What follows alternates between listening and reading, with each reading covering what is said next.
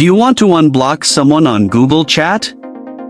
You can unblock people on Google Chat with just a few simple steps. Before we begin, please like this video and subscribe to our channel for more tutorials and tips. I've also included some helpful tools and apps in the description, so be sure to check them out. To unblock someone on Google Chat, first, open the Google Chat app on your mobile device. Once you're in the app, tap on the three horizontal line menu at the top left of the screen. A new side menu will appear. From here, tap on Settings.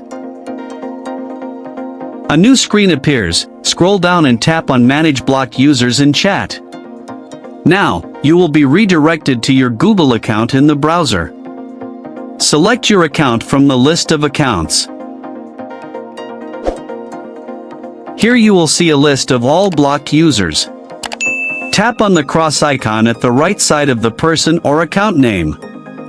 Once you tap, that person is unblocked and available in your chat conversation. You can also unblock by typing the name or email of the person you blocked in the search bar. Choose the account to open the conversation. Inside the chat, tap on Unblock. Now, the person is unblocked, and you can send and receive messages with them again on Google Chat.